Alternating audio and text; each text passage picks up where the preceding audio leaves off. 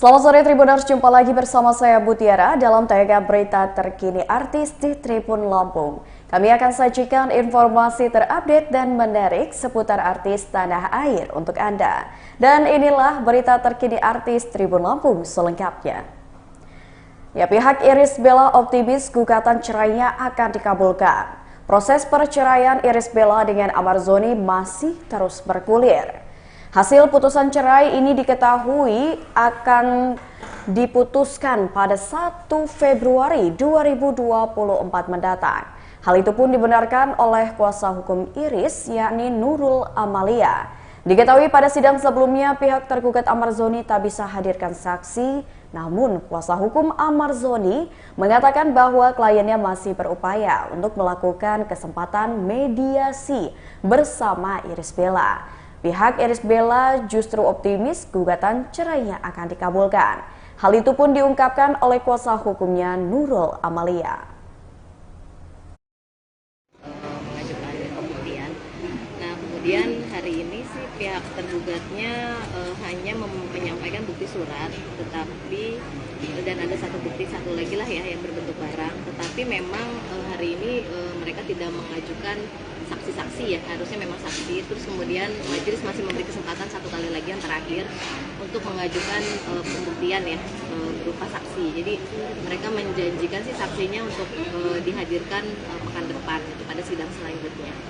Untuk ibu sendiri udah tahu belum sih bakal siapa yang dihadirkan? Nah, kalau dari saya sih nggak ada. Tadi sih sempat disampaikan ya beberapa nama, tetapi karena tidak bisa, jadwalnya tidak pas, jadi minta ditunda untuk pekan depan. Tapi saya juga nggak yakin apakah itu orang itu atau bukan itu yang akan dihadirkan menjadi saksi.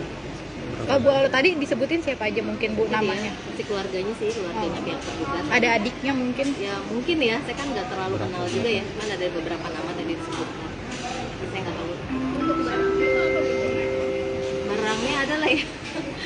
Ada barang satu yang disampaikan ya ke persidangan, itu bisa ditanyakan aja ke kuasa hukum tergugat ya. Jadi semacam itulah potong-potong. Ini kan jadinya ditunda lagi ya Bu, memperlambat putusan juga, gimana sih? Dari awal sebenarnya majelis ini kan dikasih kesempatan 2 kali ya, besok terakhir kalau memang mereka tidak berhasil menghadirkan pihak saksi, maka sidang akan dilanjutkan ke kesimpulan, terus kemudian lanjut ke keputusan. Itu sih memang udah disampaikan seperti itu ya. Tapi Ahmad sendiri katanya melakukan perbankan. Ya biasalah dalam setiap perkara itu kan apalagi perkara perceraian ya, pihak-pihak biasanya berdiri dengan prinsip masing-masing ya. Karena kami adalah penggugat ya, kami tetap pada gugatan ya, ingin tetap melanjutkan proses perceraian ini. Nah, kalau dari pihak tergugat sendiri kan ya itu ya terserah dia aja ya prinsipnya bagaimana, apakah juga ikut mau cerai atau juga misalnya mau mempertahankan, biasanya sih selalu seperti itu ya. Alasan utamanya apa sih selain anak mungkin ini? Alasan dia sih karena ya nggak tahu ya sih, intinya sih mereka nggak menyebutkan alasan secara pasti ya, tetapi memang ingin mempertahankan rumah tangganya gitu. Untuk sidang selanjutnya kapan dan Sidang selanjutnya nanti tanggal 18 Januari ya, hari Kamis depan, jadi ditunda itu sepekan sih sidangnya. Apakah nanti sidang selanjutnya KIBL akan datang, Mbak? Sepertinya tidak ya, karena memang tidak diminta ya oleh majelis hakim untuk hadir ya, karena memang ini kan pemeriksaan saksi yang dihadirkan hanya saksi, apalagi itu saksi tergugat ya, jadi tidak wajib hadir. Kalaupun mungkin mau hadir ya bisa saja, tetapi sepertinya enggak sih akan hadir. Ada pesan sendiri dari KIBL untuk Kalau dari sih lanjut aja prosesnya ya, karena memang ini kan sudah sidangnya udah yang ke berapa ya, 9 ya, jadi ya lanjut aja. proses Ibu kan untuk Bang Amar sendiri kan sekarang lagi berada di dalam itu ya. Untuk nafkah sendiri tuh Mbak Ibel masih dapat nggak sih? Nah itu sih nggak tahu ya yang terakhir sekarang, kalau nggak tahu nanti bisa ditanyakan aja ke pihak tergugat ya. Terakhirnya itu mungkin berapa bulan terakhir? Nah itu juga nggak disebutkan ya, karena memang kita nggak mendalilkan dalam gugatan terkait nafkah ya, maksudnya nafkah itu kita sama sekali nggak ada menyampaikan itu ya di dalam gugatan. Kan sekarang Pak Iban juga bekerja mungkin untuk menafkahi anak-anak PJ. Nah ya udah pastilah ya, udah di Instagramnya lah bisa kelihatan ya aktivitasnya Mbak Iris ya. Berarti dia kembali ke partai yang lain karena Enggak, kayaknya dari kemarin-kemarin juga memang udah aktif tuh Instagramnya ya, maksudnya aktif untuk bekerja ya, jadi cuma seperti itu, bukan karena ada peristiwa ini ya. Kalau Kak Iris sendiri udah pernah jenguk Bang Amar ya? Sampai hari ini sih kayaknya belum ya, tapi nggak tahu ya kalau ke depan nggak ada informasi soalnya. Atau berkomunikasi dengan keluarga Bang Amar udah? Kalau Mbak Iris sih nggak tahu ya, nggak tahu apakah ada komunikasi atau tidak gitu. Ya seperti yang kelihatan aja lah bagaimana ya.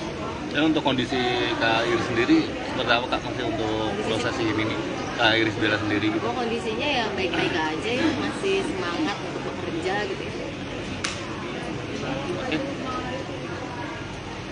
Nah itu bisa ditanyakan langsung tuh sama Mbak Iris langsung ya. Kabar selanjutnya datang dari Rebecca Klopper buka suara usai pelaku penyebar videonya dihukum.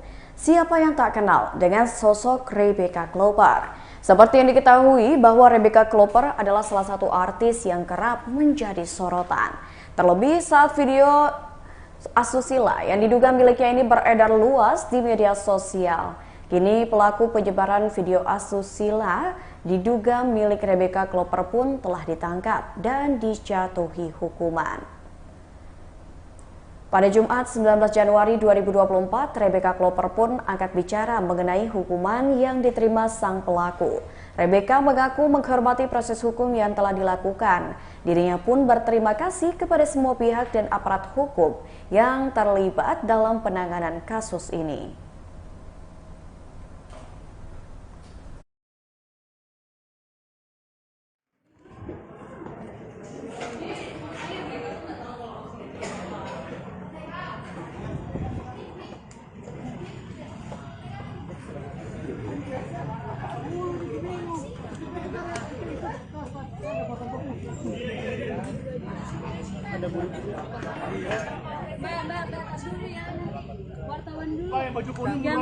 Jangan bikin ini.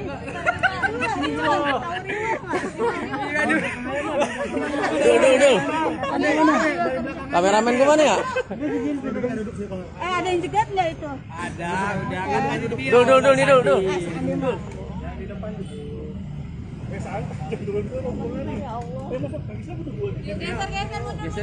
Geser yuk, mundur dikit.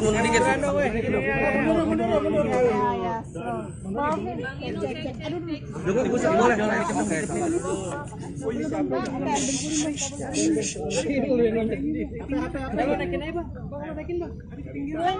Ini nih HP.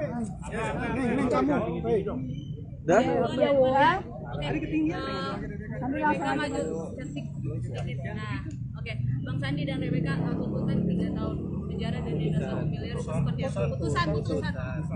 Seperti apa? Ya, intinya hari ini kita hadir di sini untuk melihat putusan karena di sidang-sidang sebelumnya kami tidak hadir, tidak ada perwakilan dari kantor kami, Purba yang datang ke sini. Tapi setelah kita mendapatkan informasi bahwa hari ini ada putusan, kami sepakat sama Rebecca untuk hadir untuk melihat. Dan tadi sudah mendapat informasi bahwa diputusnya 3 tahun 4 bulan ya. Dalam hal ini kami selaku kuasa hukum menyerahkan segala keputusan kepada majelis hakim. Klien kami sebagai warga negara yang baik yang mengalami proses hukum dari awal sampai sekarang menerima dan juga intinya menghormati semua proses hukum yang sudah diputus oleh pengadilan. Artinya sudah puas ya dengan hasil putusan 3 tahun.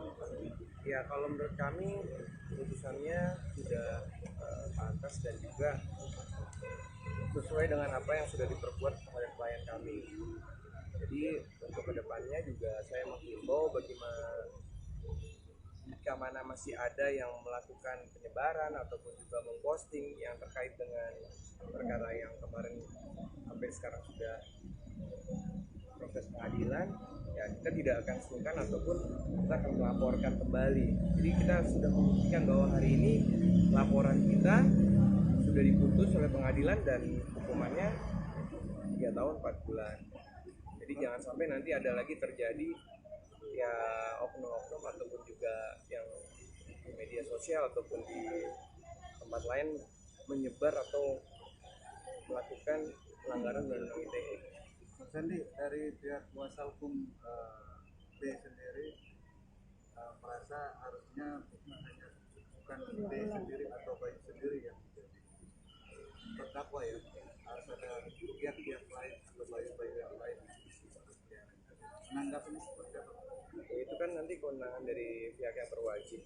Kalau kemarin kami melaporkannya memang yang memang unsur dan buktinya cukup, memang ada beberapa, tapi yang memang ditemukan adalah terdakwa.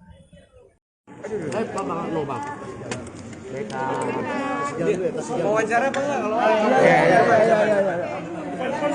Depan.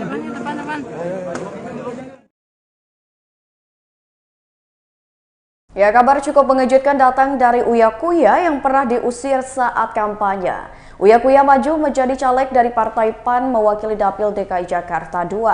Ia pun sudah mulai turun ke dapilnya untuk melakukan kampanye. Namun, baru-baru ini ayah dua anak tersebut mendapatkan pengalaman tak menyenangkan ketika sedang kampanye. Ia mengaku diusir oleh ketua RT setempat, padahal dirinya ini sudah mengantongi izin. Uya tampak heran melihat kelakuan ketua RT tersebut, sebab dirinya sampai melempar kursi yang ada di sekitar Uya. Kendati demikian, pembawa acara rumah Uya tersebut tak mau terpancing emosi. Ia hanya memikirkan perasaan warga yang sudah hadir dan ingin bertemu dengannya.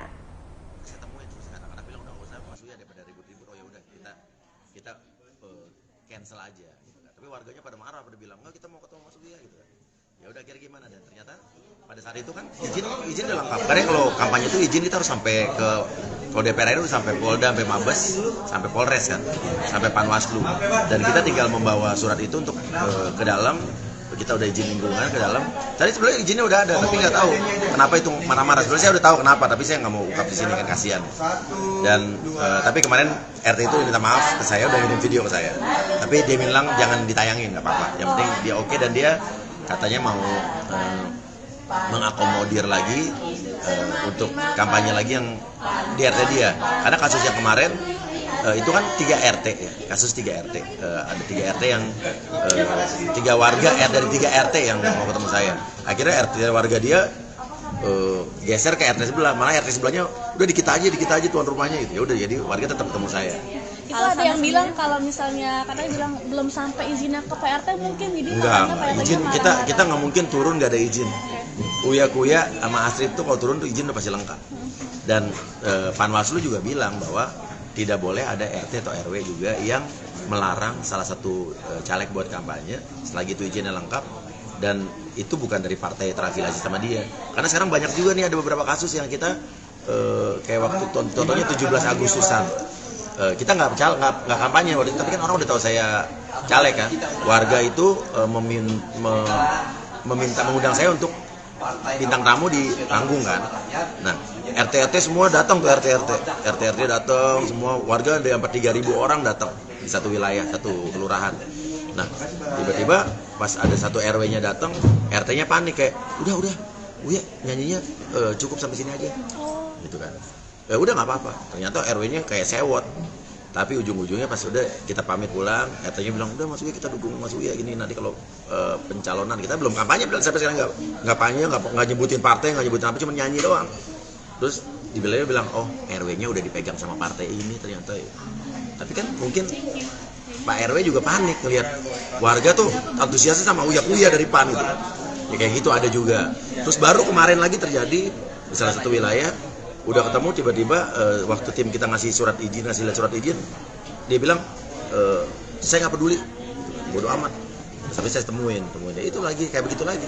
Tapi sebelumnya ada 2 partai yang lain, kata warga, masuk ke situ gitu kan. Itu partai itu tuh gitu kan. Tapi saya orangnya nggak mau ribut-ribut lah. Kalau misalnya ada penolakan, bukan penolakan dari warga nggak pernah ada yang nolak gue sama sekali. Berarti ada kecurigaan bahwa mungkin si PRT-nya ada terafiliasi sama partai lain, akhirnya makanya. Nggak, gue kalau yang ngomong yang kasus kemarin gue nggak bisa ngomong begitu. Cuman banyak yang gue temuin ada tim gue yang mau berusaha untuk mendekati salah satu RT atau RW untuk izin kampanye, dibilang gini misalnya, Uya Kuya DPR RI-nya oke, tapi Astrid DPRD-nya enggak karena saya udah megang DPRD lain. Pertanyaan saya, apakah boleh seorang RT atau RW itu memihak atau memegang salah satu caleg? Tapi mas saya nggak peduli kalau memang.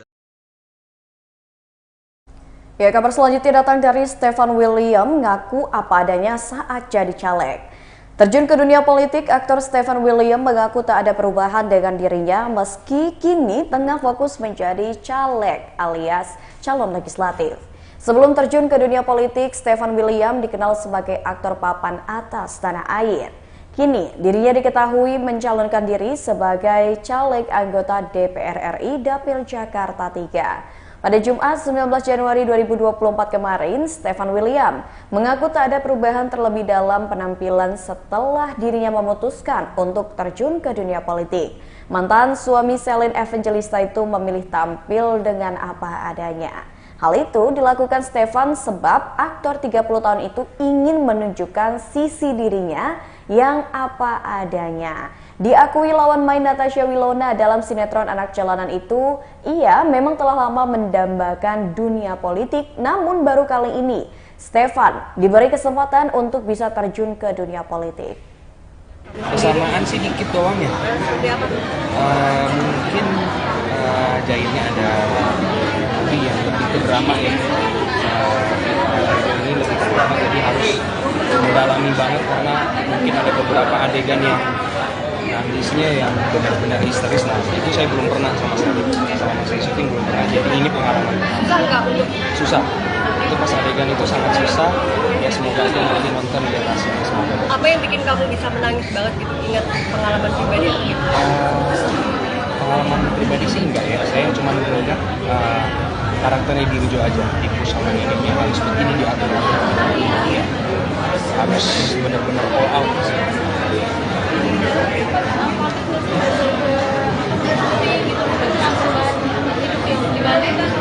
Mungkin sih enggak ya, cuman ya kebetulan emang hidupnya lumayan ada banyak waktu, jadi yang dalam di situ aja gitu, sampai itu biar nanti syutingnya kan.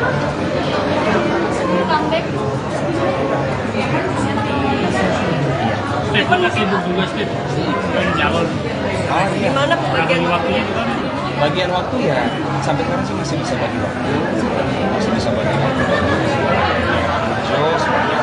Pengalaman politik yang paling berkesan selama mengerjakan proyek ini? Dirjo, yang paling berkesan itu yang adegan nangis. Adegan nangis emang pas auranya ini. Ya itu serunya sih, serunya di situ yang nangis.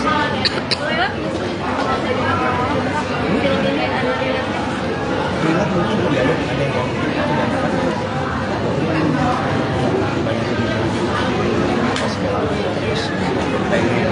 apa ya bisa dibilang kayak semua di Dirjo ada. Gimana cara kamu membangun chemistry dengan lawan main yang lain? Chemistry pasti kita bikin bareng, diskusi bareng sama karakternya, bercanda-bercanda, seru-seruan, ngobrol-ngobrol, akrab dulu. Kesulitan masih ada, semuanya pasti ada, cuman ya pas syutingnya sih kita begituan lancar.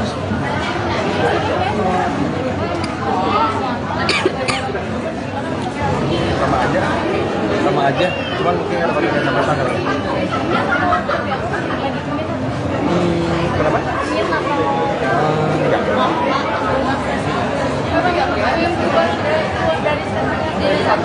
Masih sini dengan dulu sih pakai satu. Ya, kabar terakhir datang dari pihak kepolisian terima surat penundaan pemeriksaan Siskae. Pihak kepolisian menerima surat permohonan penundaan pemeriksaan dari Siskae sebagai tersangka dalam kasus film. Mengenai surat permohonan penundaan Siskae dibenarkan oleh Kabid Humas Polda Metro Jaya, Kombes Pol Ade Ari. Surat penundaan pemeriksaan terhadap Siskae pun sudah diterima oleh penyidik yang semestinya bertugas memeriksa artis film panas tersebut. Seperti diketahui, Siskae kembali mangkir dalam pemeriksaan sebagai tersangka. Siskae beralasan tak hadir lantaran belum mendapat putusan pra-peradilan yang digugatnya lantaran tak terima dijadikan sebagai tersangka.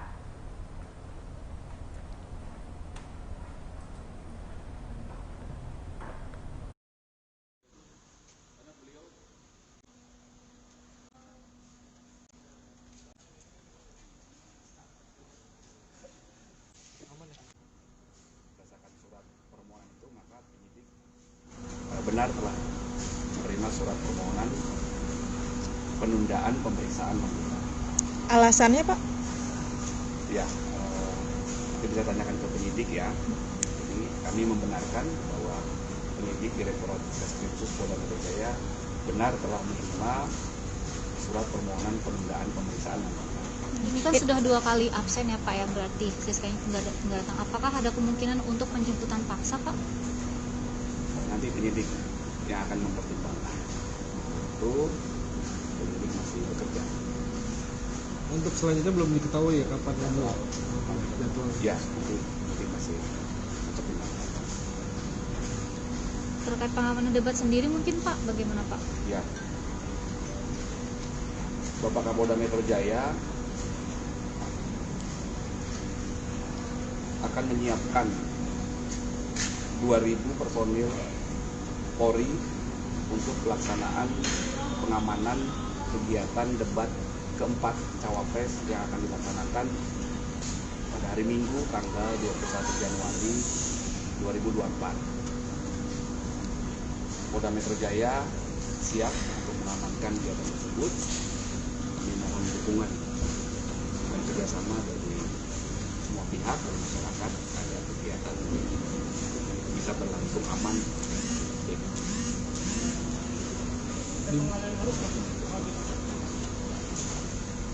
Ada beberapa cara bertindak. Sejauh ini belum dapat informasi tersebut ya. Ini butuh kerjasama dari kita semua supaya kegiatannya bisa berlangsung.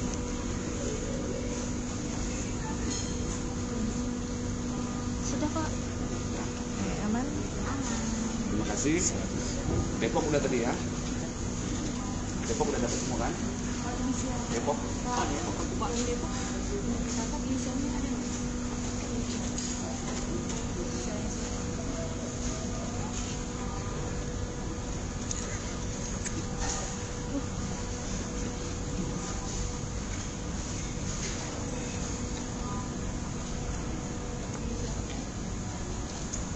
Penyidik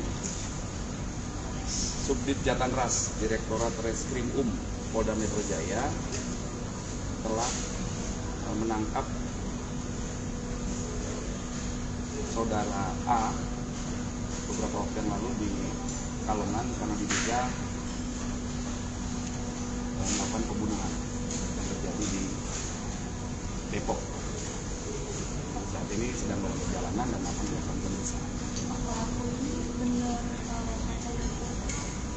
Nanti kami update lagi Pak ya.